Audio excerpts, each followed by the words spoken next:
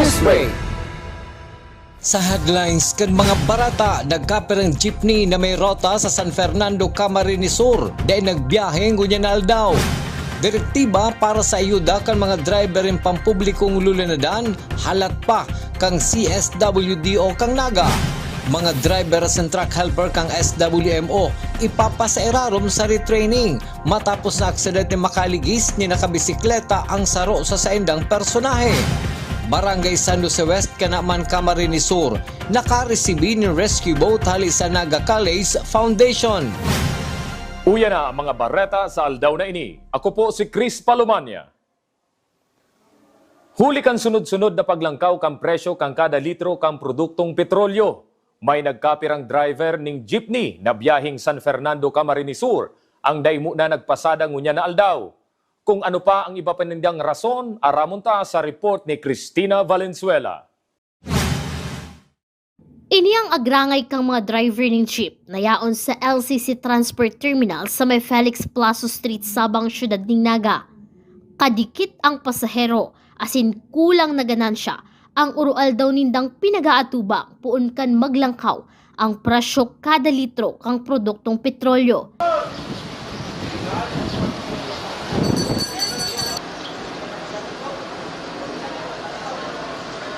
Huli tamayo pang ipinapaluwas na fare metrics ang Land Transportation Franchising and Regulatory Board o LTFRB manungod sa dagdag sa pamasahe. May ibang mga driver kang jeep ang pinili na lang na daimo na magkayod, partikularmente ang mga biyaheng Tagpukol, San Fernando, Naga, vice versa. Dai na subuot kaya kan ibang driver ang 700 pesos na boundary kada biyahe. Idagdag pa ang 1,400 pesos na budget para sa krudo. Paminsan kaya nagsusurulpot lang, araw ko niya ng garegaro, 5 ang gareta. Dahil na kaya nila mga boundary. Oh, jeep mo, kadigito lang. Oh. Dapat kadakol na. Perayan. Nagbiyahe po di ma'am, 26. Ngunyan. Ngunyan baka magbiyahe 20. Oh, di araw kaya. Garay ng iba. Sinusurundir mo na sa mesa diri. Dahil kaya. Ma-boundary ka abundar ka kaya. Alagad may iba man ng mga driver ang nagbabalak palang magpundo sa pagkayod kung padagos na maglangkaw pa ang presyo sa kada litro kang krudo. Maaari. Pwede talaga mangyari. Ang totoo may mga kagrupo ko na nagpahayag na sa akin na hindi na sila babiyahe sa mga susunod na araw at mangingisda na lang kasi wala nang kinikita. Wala nang kinikita dun sa kasalukuyang sistema nung presyo ng ating petrolyo. Sigan kitatay honesto, 80% kan sa indang ganansya napapaduman na sana sa pagpakarga kang krudo. Haros mayo nang maipuli para sa pamilya. Pag sumahon, 80% nadalaga lang sa krudo. Ang 20% babangan pa kan driver tapos operator. Nagbaliktaran nga di po ma kung ang nag-i-income kami ng ang driver nga 500, banga na yan, mga 250 na lang araw kaya. Tanaw halos naupunta sa krudo. Dakula man ang paglaom ni Tatay Ernie na maaprobaran kang gobyerno nasyonal ang pagtanggal kang excise tax as in value added tax sa produktong petrolyo na dakulang tabang sa mga nasa sektor kang transportasyon. Pasuba na pinagsabi ni Tatay Ernie kung dai maaprobaran ang taas pamasahe, kung mapupwede per kilo na lang kang kada pasahero ang saindang isisingil. Inaasahan namin na sa ngayon ay maaaprobahan na to kasi napakalaki na ng krudo, halaga ng krudo ngayon, napakalaki na. At halos wala na talaga kaming kinikita sa aming hanap buhay. Ginagawa na lang namin ito parang sakripisyo. Biruan namin dito na mga kapwa namin driver siguro para maganda rin ang laban namin, per kilo na lang ang pamasahe. Kung magkano yung timbang o kung ilan yung timbang ng pasahero, yun na lang din ang pamasahe. Piso per kilo. Para sa GNN TV 48 Naga, Cristina Valenzuela, Newsbreak. Mientras tanto, bilang sana ang pag-abot ka mga pasahero sa Bicol Central Station ngunya na aldaw, puun pa kang maglangkaw ang petrolyo. Dawa 12 minutos na nagahalat ang mga driver, dikit manggiraray ang mga pasaherong nagsasakay. Huli kang sitwasyon na ini, nagbawas naman ang bilang ka mga bus na nagbabiyahing Lagunoy, Pasiring, Naga. partikularmente pag aldaw ning Sabado asin Domingo. Sigun kay Roberto Baita, pag rush hour na sana nagdadakol ang sa indang pasahero, kaya lugi manggiraray ang sa indang biyahe huli sa gastos sa krudo. Sa ngunyan, mayo pa maning pinagpapasunod na paglangkaw sa pamasahe ang mga bus. Kampo kang paglanggaw ka diesel, nagtumal so biyahe, meta. Ang kumpanya mi nga nagbabawas king pag Sabado Domingo, nagbabawas kami king bus na mabiyahe dahil sa mahal kan diesel.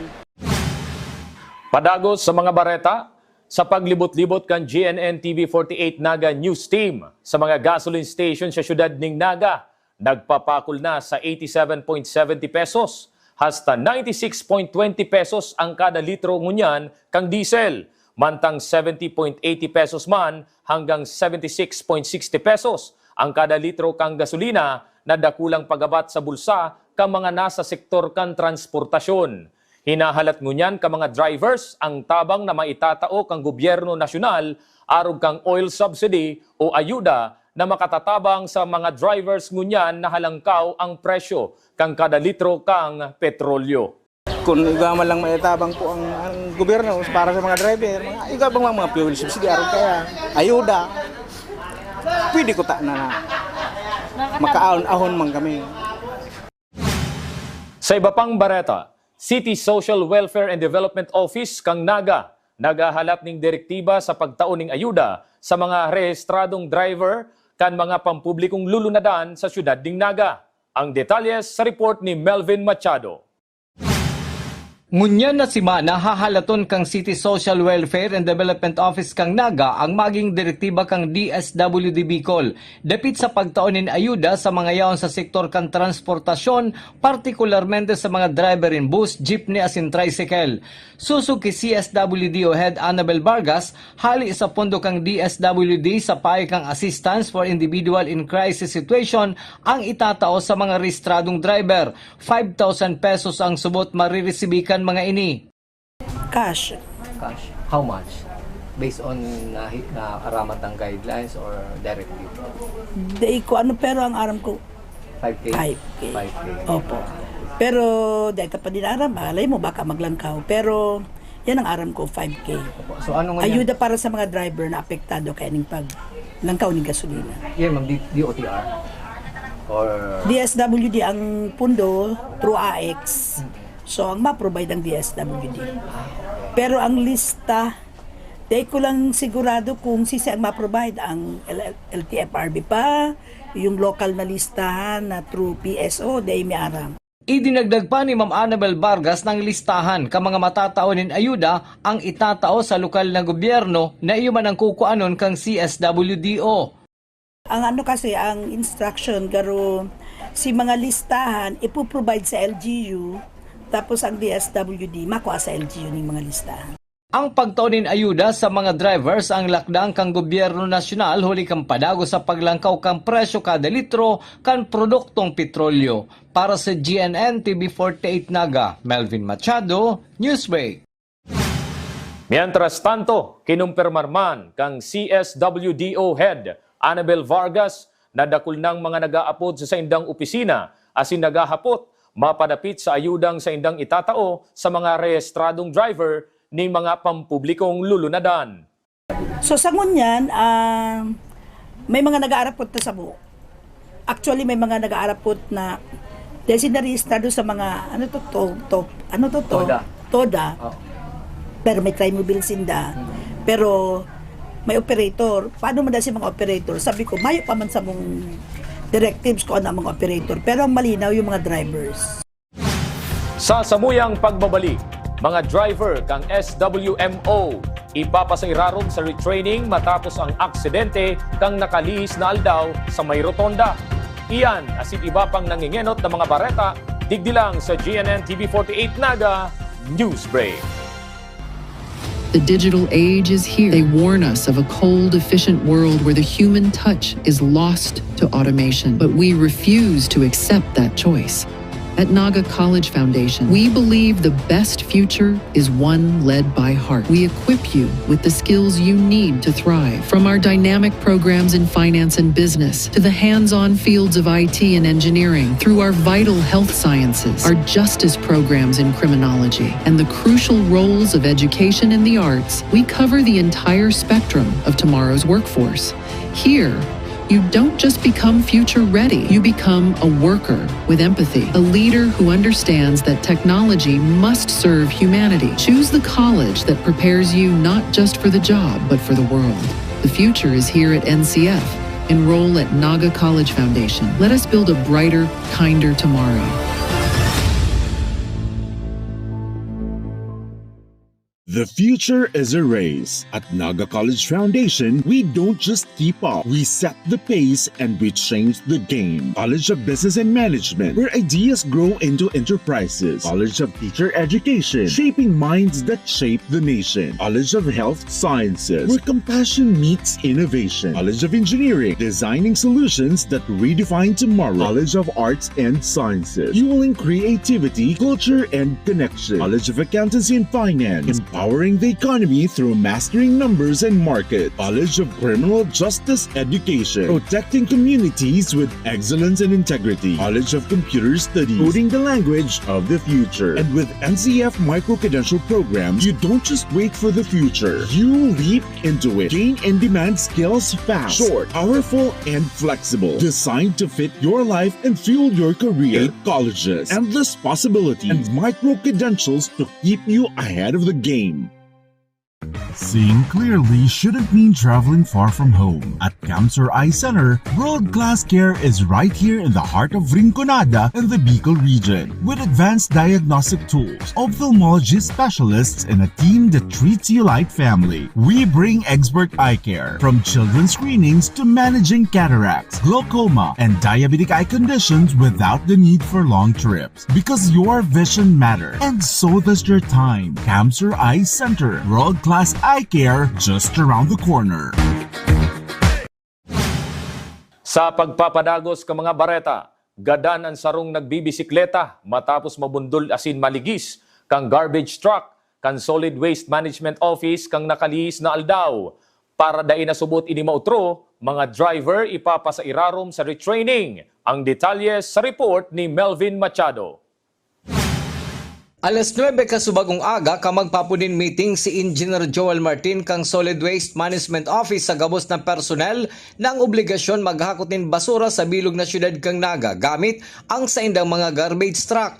Plano ka na sabing opisina na magkaigwan ng retraining ang gabos nindang drivers and truck helper para dai na mautro ang nangyaring aksidente. Kung sa sarong lalaki nagbibisikleta ang nabangga na sinaligis kang garbage truck kang SWMO sa parte kang rotonda na iyong ikinagadan kay ni. Kaya po muna na aga, may meeting po kami, 9 o'clock. Para po pag-urulayan, si retraining kang gabos sa mga drivers may. Tapos po si mga truck helpers. Para po maiwasan ang masurunod pang mga aksidente. Makamundo na nangyayari po inisa mo, pero isipin po na garo man lang kami bus company, garo man lang kami PUJ, kaya puhan po 7 aldaw sa sarong simana, yaman po kami sa luwas. Kaya po siguro, kaya po nahilingon mi si kamugtakan ka mga empleyado mi. Lalong-lalo na po si mga yaon sa field, si driver, saka si pahinante. Naghahagad man in medical report ang SWMO sa PNP kung ano ang kamugtakan kan driver kang garbage truck durante kang insidente kung inisubot na sa impluensya nin arak, droga o may kamatayan. Naghahagad na po kami ng medical report kang police, blood report sa police, as in medical result. Hali po sa hospital. Tangani po na aramon, ano po si kamugtakan kan driver kang maka-aksidente. Pigihiling mi po, dahil may pigahali po na baka nasa influensya kang arak, baka nasa influensya kang droga, o high blood, o may mati. Pero kay po mi po kayang mahiling, masiguro, nasa nguyang empleyado po, nasa maray na kamugtakan, pa nagdadrive sila. Yun na po nga niyan, halos po 7 aldaw sa laog ng sarong simana, nasa tinampo po sila. Matapos ang insidente, papahingaluan mo na subot si driver kang garbage truck na nainvolto sa aksidente. Nakatalaan man i-report ni Engineer Joel Martin sa opisina ni Mayor Len Robredo ang bagay na ini, urog na tamabawa rin ng trabaho ang driver.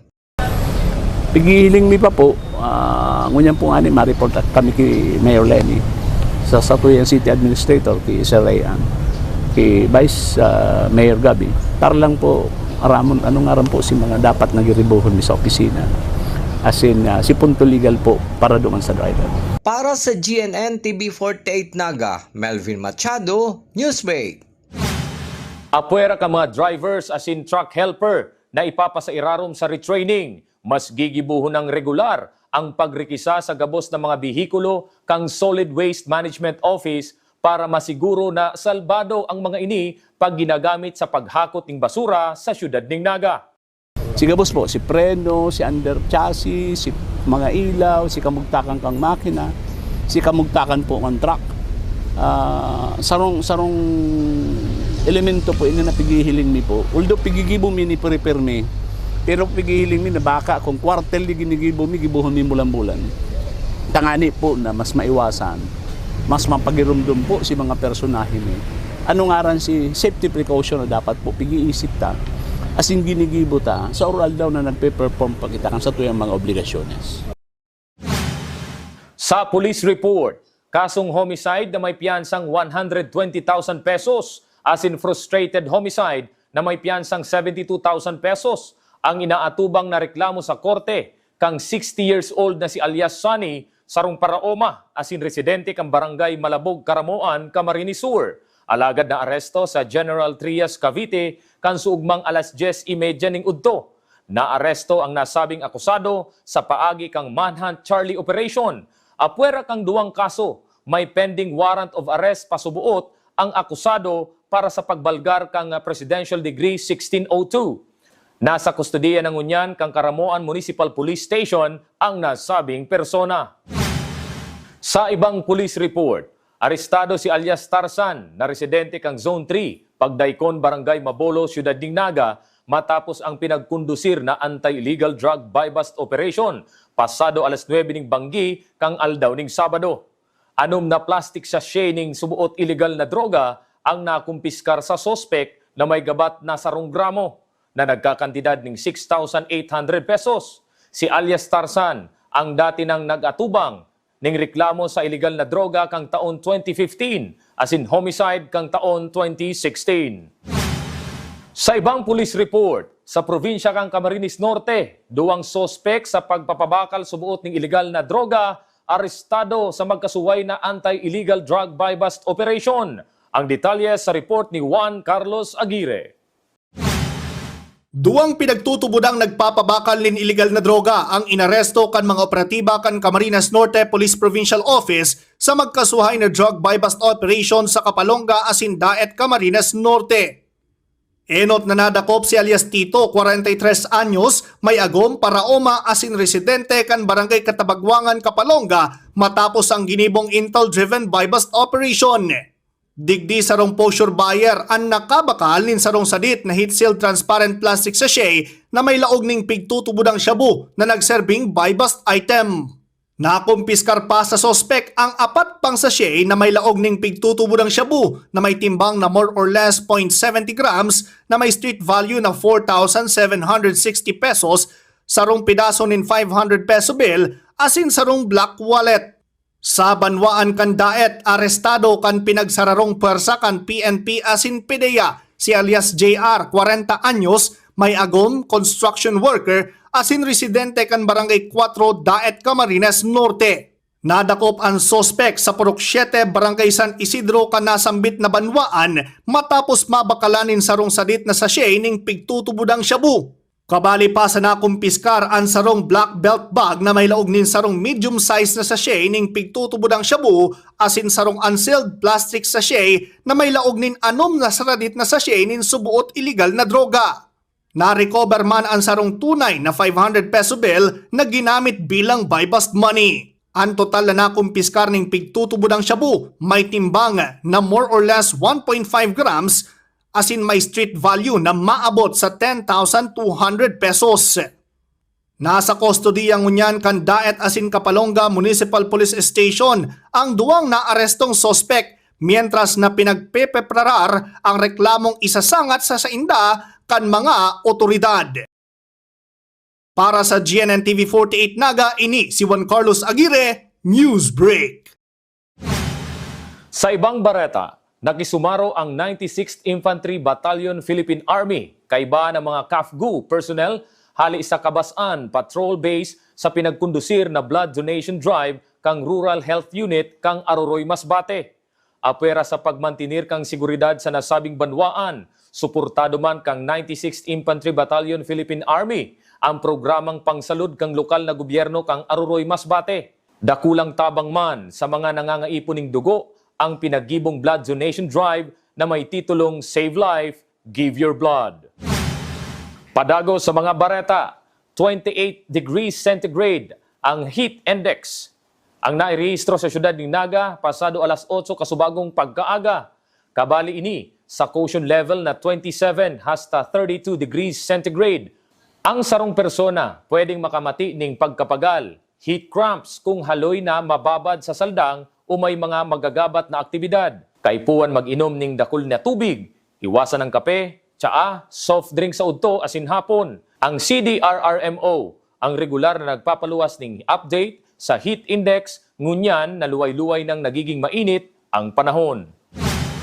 Barangay San Jose West sa Kanaman, Camarines Sur nakaresibi ning rescue boat hali sa Naga College Foundation. Ang detalye sa report ni campus correspondent Daylan Dalagtag.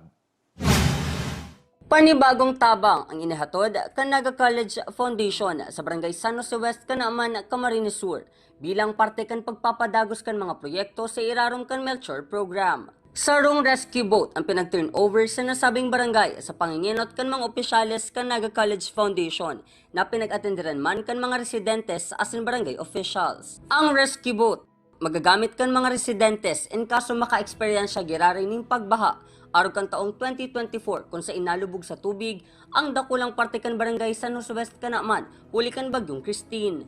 Ang tabang na inikan NCF parte kan padagos sa pagpapaabot ng serbisyo sa komunidad sa paagi ng livelihood programs, environmental projects asin iba pang programa. Nung Christine na talagang bumaha, so napasama ito sa rescue and DRRMMC operation project natin with the barangay, lalo na yung mga criminology students natin, the outreach program. So isinama nila na wag nang mangyari na walang hirap nung rescue nung bumaha, kasi nga may mga barangay residents na talagang yung single story house lumubog mga nasa bubong na, kundi kaya nakiusap sa mga kapitbahay na may second story. So kailangan talaga na pag nangyari man yung ganung baha ay madala sila sa kabayanan ng Kanaman. Kaya the group said that let's have a rescue boat, kagaya ng rescue boat na meron din ng NCF. So ito, ginawa natin project and we donated this to the barangay. This is a 4-year program such that we measure yung health and well-being ng komunidad, ng mga miyembro ng barangay, at saka yung kabuhayan. So andun ang focus natin na magkaroon ng continuous learning such that maging maunlad sila in the 4 years to come. Udok sa buot man ang pasasalamat ni Honorable Lydia Salazar, Barangay Captain kan San Jose West, Kanaman. Ang magiging tabang kaini sa barangay mi is kung may baha, madali ming ma-rescue itong mga madaling maglangkaw an kuyan porsyon kan barangay mi igwang parte na madali on maglangkaw ang tubig, pwede mitulos kuyan dara sa safe na lugar. Ang message ko po iyo ang pasalamat talagang buong pusong pagpasalamat behalf po kan sa Kuyang Pag-iriba sa Barangay Council. Ako po sa punong barangay Lydia Salazar nagpapasalamat personal sa pamunuan ng Naga College Foundation na naging na-realisar sa mong request na magkaiguan ng bangka sa mong barangay na magagamit may in case na may baha. Para sa GNN TV 48 Naga, Dilan Talagtag, Newsbreak. Iyan ang mga bidang baretang nakalap ng mas pinakusob na pwersa kan GNN TV 48 Naga News and Bicol Affairs. Dahil malingaw na i-follow ang Samuyang official Facebook page, GNN TV 48 Naga. Padagos kaming mahatod ng mga baretang garantisadong nangingenot asin napapanahon. I-hit ang subscribe button sa Samuyang official YouTube channel, GNN TV 48 Naga, para updated kita sa mga bareta asin istoryang bida ang Bicolano. Ako po si Chris Palomania, asin ini ang GNN TV 48 Naga News Break. Tanga ta diri ko nababay na GNN TV 48 Naga. Kalma! Lumipat lang ang GNN TV 48 Naga sa channel 48.1. What? Direk, ang simple lang ng solusyon dyan. Kunin ang remote, pumunta sa menu Setup o Settings, at hanapin at pindutin ang scan at hintayin. Then, boom! Balik na si GNN sa channel 48 mo. Para sa mga balitang nangunguna at napapanahon, At sa mga programang suwak sa panlasa mo. tutok lang sa GNN TV 48 Naga, Bida ang Bicolano!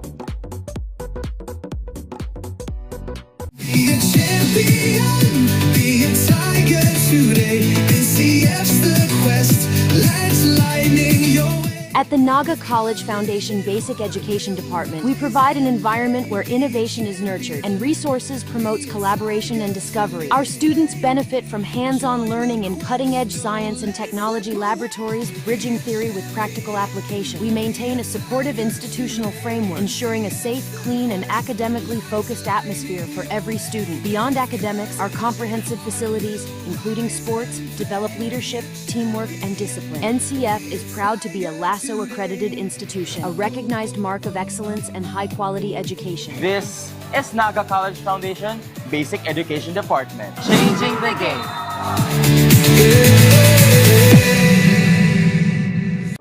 Ano nga ba ang go bag? Ito ay isang halimbawa ng go bag. Maring ito ay isang maging backpack, duffel bag, or sa pagkakataong ito, ang aking go bag ay isang dry bag. Ano nga ba ang laman ng aking go bag? Tubig, pagkain, at gamot. Hygiene kit. Meron pa ako ditong sabon, toothbrush, toothpaste, at shampoo. Flashlights and headlamps. Advisable na magdala po tayo ng power bank. Of course, your communication device, notebooks, and other documents. Duct tape and masking tape. Working gloves. First aid kit. At this moment po, naglagay po ako ng dalawang klaseng rope. Raincoat. Meron po ako ditong mirror, extra batteries, whistle.